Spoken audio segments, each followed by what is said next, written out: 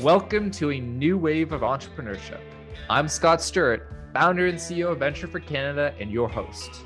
The focus of this podcast is to hear from changemakers and Canadian entrepreneurs to learn about how they've developed their entrepreneurial mindset and skills. In season 4, we'll be chatting with CEOs, founders, and successful business leaders about their career journeys. I'm excited to dive into these conversations about how to foster your entrepreneurial mindset and drive. Probal Lala is the CEO of Fluent.ai, a venture-backed edge AI company providing robust, language-agnostic embedded speech recognition solutions that are fully offline. He has been an active angel investor for the past 14 years, most recently serving as chair of Maple Leaf Angels Capital Corporation. At Fluent, Probal helps voice enable the world's devices by delivering its range of embedded artificial intelligence voice software products to large global original equipment manufacturers, aka OEMs. Thanks for joining us today, Probal. How are you this afternoon? Oh, doing great, Scott. Thanks for having me. It is a pleasure having you on the program today on this balmy 35-degree day in Toronto. We're both in Toronto. So before becoming the CEO of Fluent.ai, what was one of your first jobs, and what did you learn from the experience? Well, if I go back to my first job, it would have been really just when I was in high school. And actually at the school itself, I became a member of the custodial staff there. So we did everything from sweeping floors, mopping floors, doing painting, cleaning latrines, and actually landscaping, etc. So outside.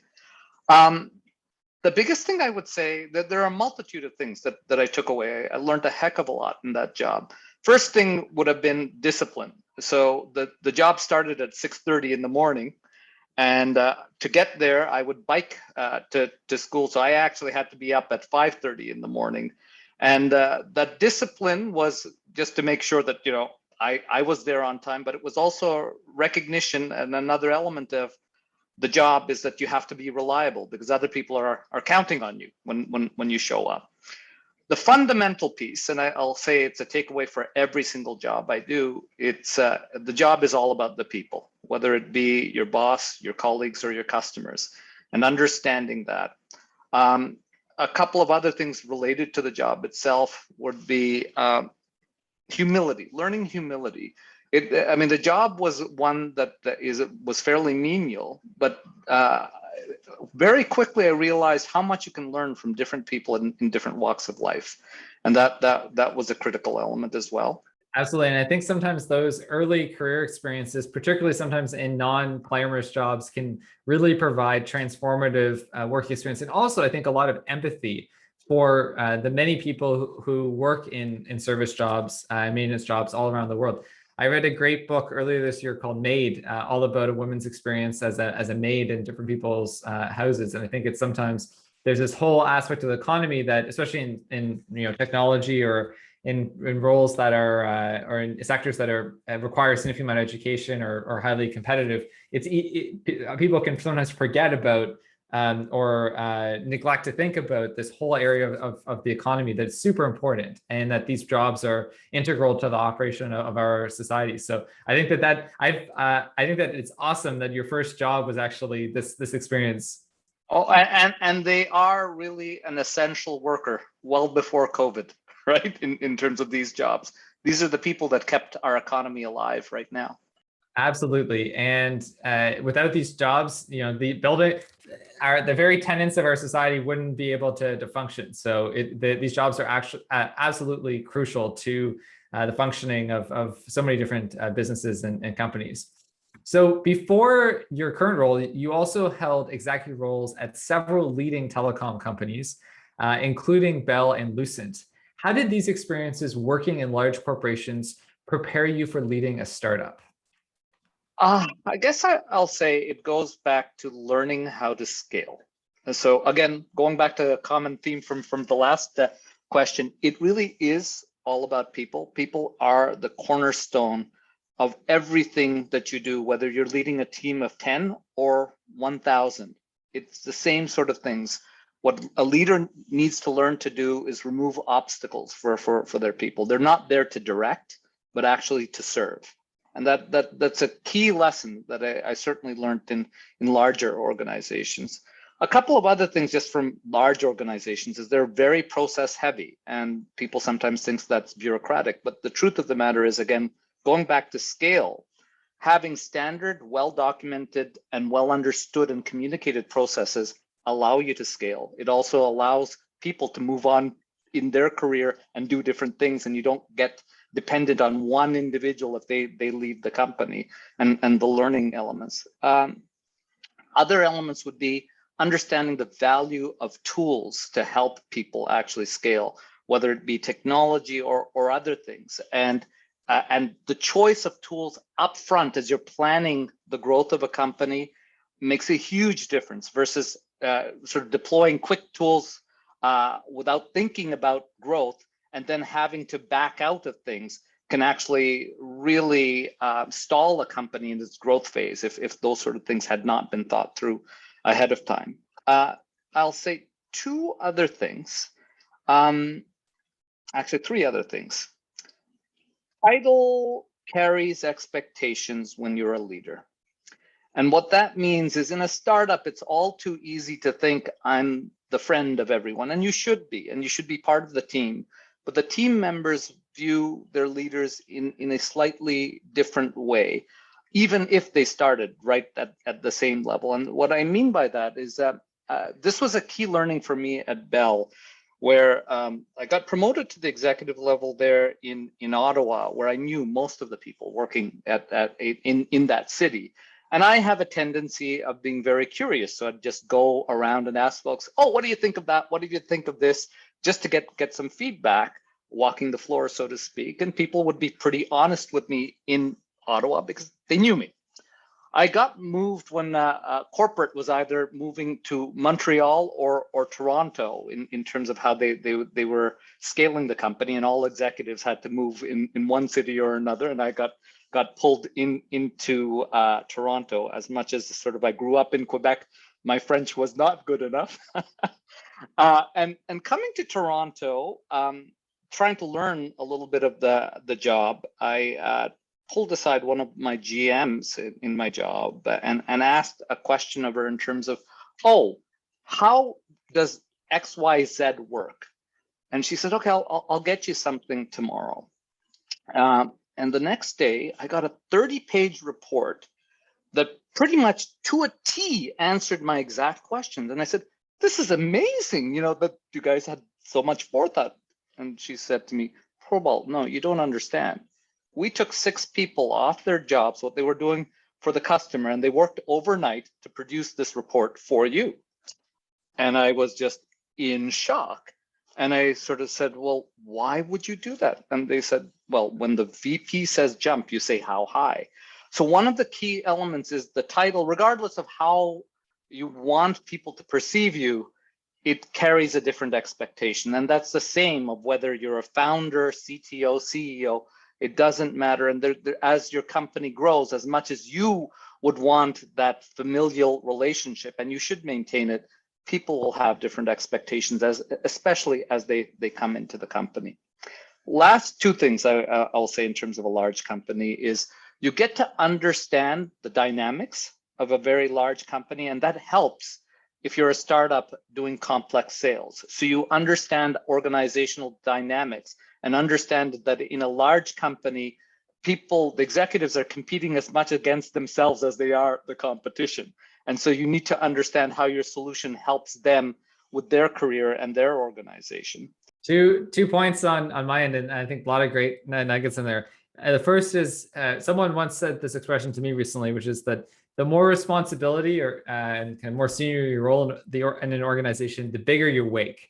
So in essence, if someone's CEO of a big company and they want something, they can say, oh, they send an email, and then all of a sudden it spawns down and all this work is kind of created. And sometimes you don't even, I think certain very senior people don't even necessarily know the repercussions of just like an offhand comment or a different kind of request and how that can completely impact. And I recently had a conversation with somebody about this, and that's what I said to her is like, you just have to be really careful about offhand comments that you say to people, because you're not just saying this as the X person, you're saying this as a person in this specific role who has a lot of influence, and someone might think that you're actually giving them direction rather than giving them advice. So that is what you said, I think rings really true. The second, which is a topic we've talked about in other podcast episodes, which is the importance of gatekeepers. And I think that just in general, it is really important to respect and build positive relationships with gatekeepers. They have a ton of influence, and if they don't like you, they can put up a lot of roadblocks.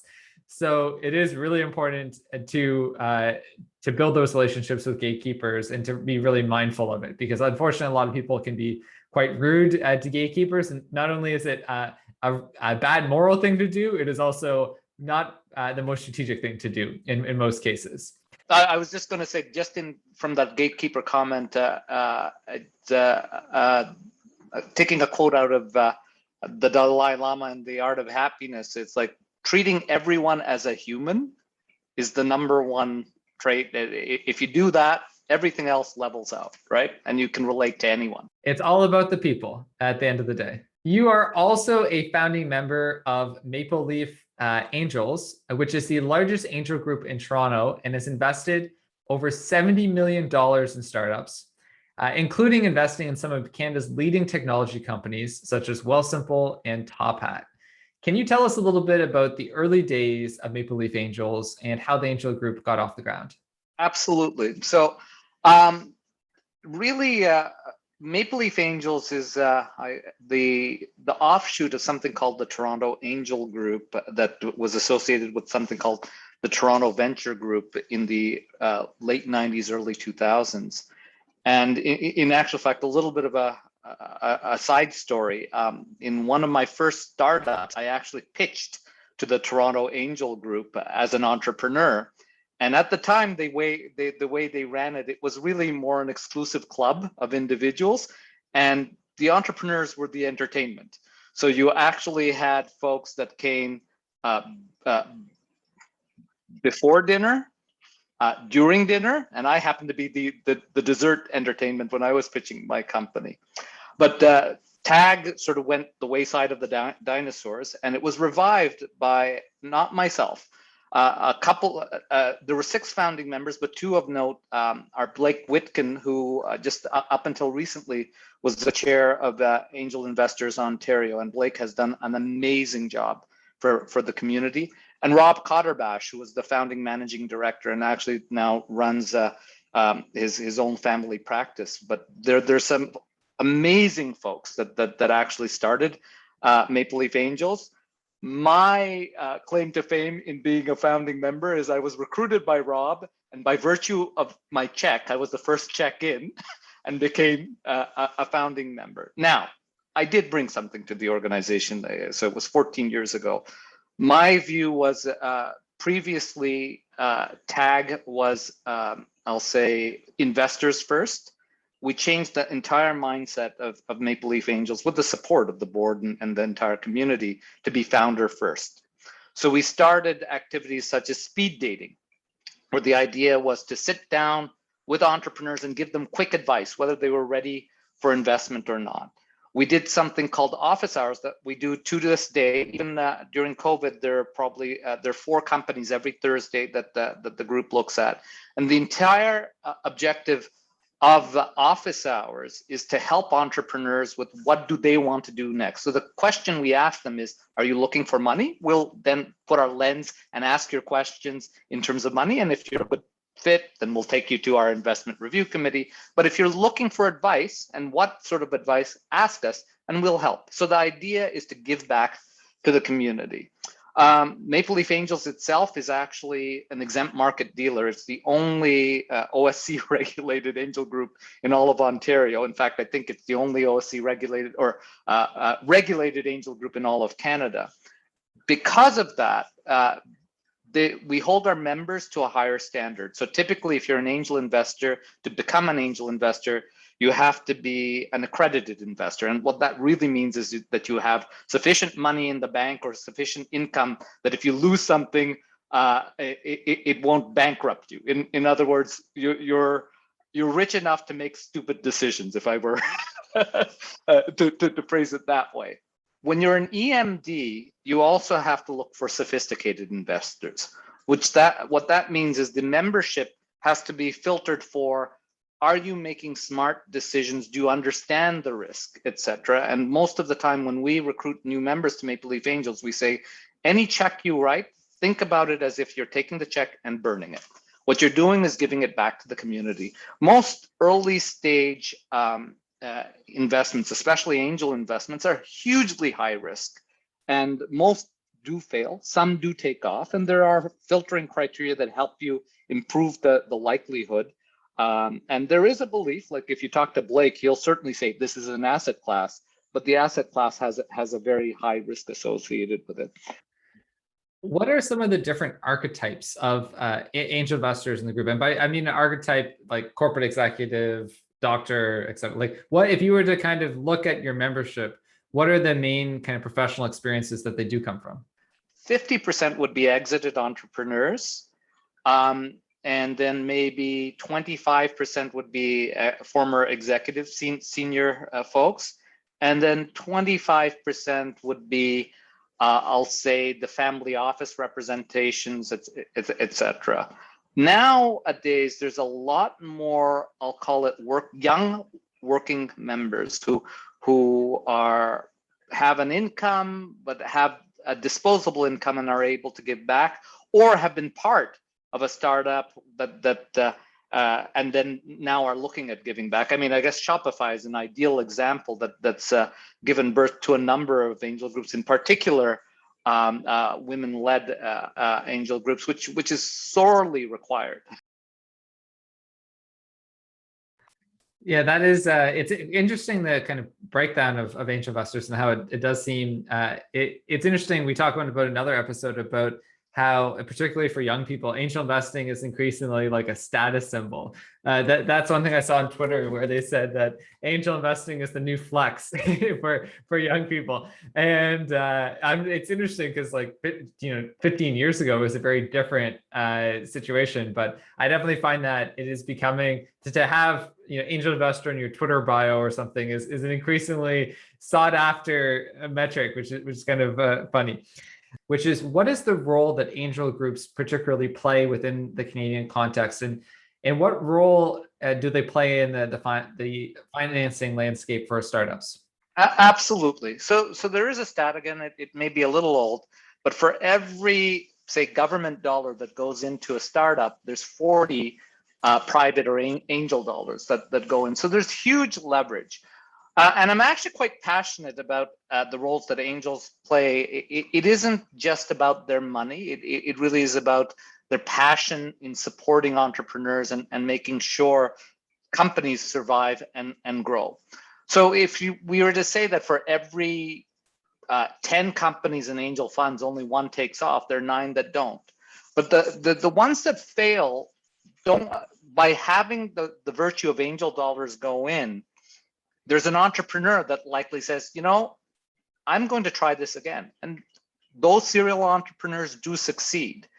And what I am very, very passionate about is trying to recognize the fact that what angels do in our ecosystem is create a catalyst for innovation and retaining talent within Canada. I have actually had several discussions with our federal government about an angel tax credit, with the concept that says, the government funds companies, not people. Angels fund people. These people their companies may fail, but they as individuals succeed again and again and again. And the angel may not actually get to invest in that next initiative or not, but the company actually, or the country, benefits from the jobs that are created, the intellectual property that is attracted to the country, and the tax dollars that get paid.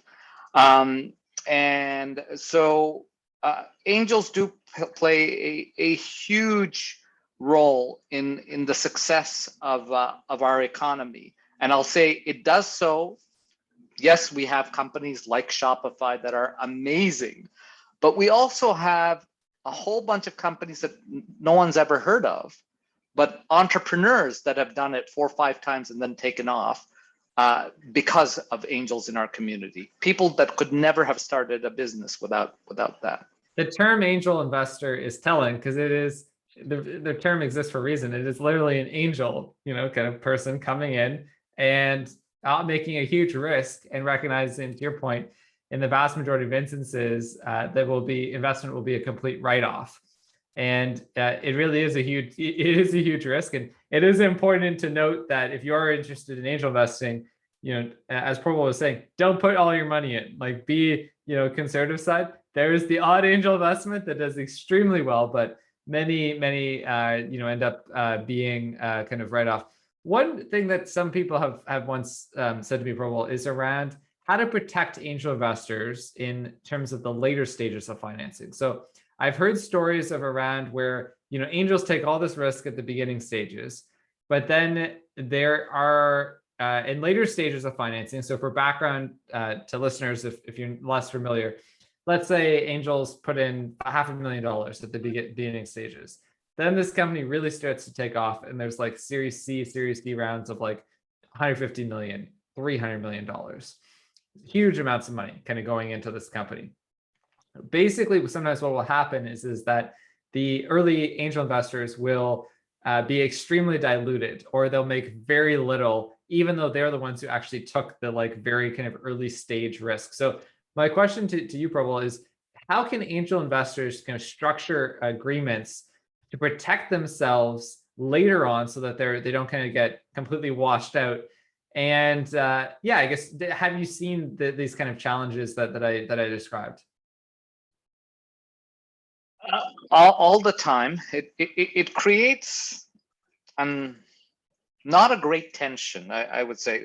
My personal belief is everyone should be investing in common shares, and that way the true value of a company, even when money comes in, is measured that way. But that doesn't happen. There's all sorts of liquidation. Can you clarify a common share just for the listeners? Sorry to interrupt, but I think not everyone will know that. Not a problem. So if you take a look at common shares, it really is you are an owner in the company. Founders have common shares, and ideally, if angels or VCs come in, they invest in commons. It's a basic equity amount. If I'm buying a house, I pay so many dollars, I get so much of the percentage of the home. There are things known as preferred shares, where they actually are a class that stand above common shares, that say they get to take their money out first, sometimes double their money out first, and then convert into common shares. And that generally, and they have different rights in terms of voting, etc., that create issues. And sometimes when VC money comes in, and sometimes angel money as well, it's done in a preferred state. But in terms of structures, I'll tell you the best route that I can see, especially with companies that are successful, is have an opportunity. As it's really more up to the entrepreneurs than the next stage of money coming in, is give your angels an opportunity to have a secondary. So what a secondary is when you're bringing in VC money, instead of taking all money in going to the company itself, if you believe you will require huge rounds in future dates and your angels have carried you so far, ask the VCs to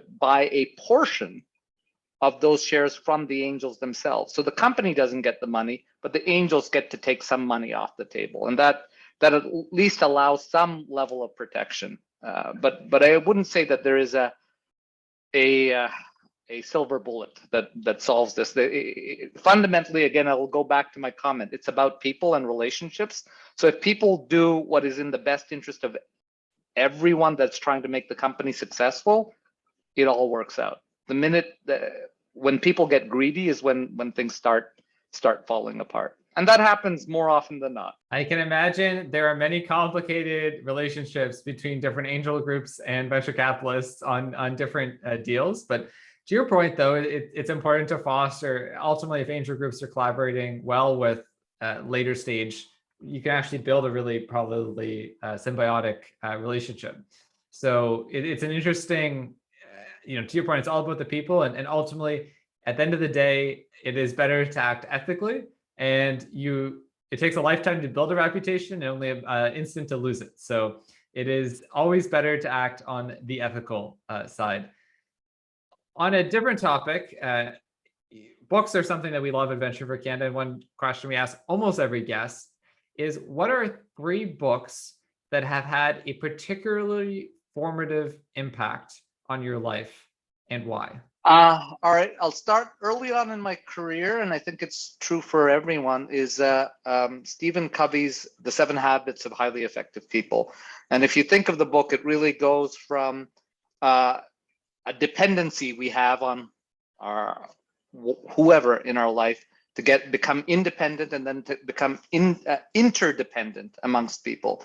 And there are probably 2 key elements in that book that really I always remember. And I reread the book once every 7 years or so. But the 2 things are, there's a chapter that start with the end in mind. And in the second paragraph of that chapter, I think it says, in your mind's eye, see yourself at a funeral of a loved one. Now imagine if that loved one was yourself. And so really, it's the perspective of what is the stories that are being told about you. So starting really with the end in mind in terms of what you want your legacy to be. The other element that talks about interdependence, and you referenced it in terms of empathetic communications, is first seek to understand before seeking to be understood. So listen and then talk. And so those are probably 2 key elements that I took away from that book. The next one, or I don't know if you any questions on that. Awesome. Those are great books. I have read 7 Habits of Highly Effective People. I'm a big fan. And in particular, one thing that's stuck with me from that book is the concept of a trust bank, and how we each kind of through our actions can contribute to the trust bank, or we take money out of the trust bank. And I think it's something that's really interesting to think about in terms of relationships. It has been a pleasure having you on the podcast today, Probal. We have covered a really wide range of topics, including your first job as a custodian at your high school, which I thought was a fantastic story and ton of really interesting life experience. We talked about angel investing, including the due diligence process, how to be an angel investor, and the role that angel investing plays in the entrepreneurial landscape. And we've also talked about the importance of being mindful of the impact that you can have in an organization, particularly at a senior level. So I think you have a really interesting experience of being on both sides of the table, both as a CEO of a technology company now, Fluent.ai, but also as an angel investor over 14 years, and seeing so many different entrepreneurs pitch, and the challenges, but also the joys of angel investing. So thank you so much for coming on the podcast today, Probal. Oh, Scott, it was a real pleasure. It really is a labor of love for me, and I really think what you're doing is fabulous for our economy, ecosystem, and the growth of this country. So thank you. That's it for this week's episode of A New Wave of Entrepreneurship. Stay connected with us via our social and our email list. Subscribe to us in your favorite podcast app so that you don't miss our next episode. If you have feedback on today's episode, tweet us at Venture4Canada. That is Venture, the number 4, Canada, or email us at podcast@venture4, that's spelled FOR, Canada.ca. We'd love to hear from you. Thanks for listening. I'm Scott Stirrett, and until next time, stay safe, stay motivated, and stay grateful. A New Wave of Entrepreneurship is produced by Juanita Lee Garcia and Latifa Farah. Editing and mixing also done by Latifa Farah. Erica Ormanston is our editorial assistant. Mark Wallach and Premium Beat own the copyright and publishing rights related to the song used in this podcast. The comments and opinions, recommendations, or suggestions expressed on the podcast by the guests are not liable to Venture for Canada and belong solely to each individual. Any information provided stated by our guests and our host is independent of Venture for Canada. A New Wave of Entrepreneurship is a Venture for Canada brand, and all content is owned by Venture for Canada. If you'd like to use our content, please reach out to us at podcast@venture4, that's spelled FOR, Canada.ca.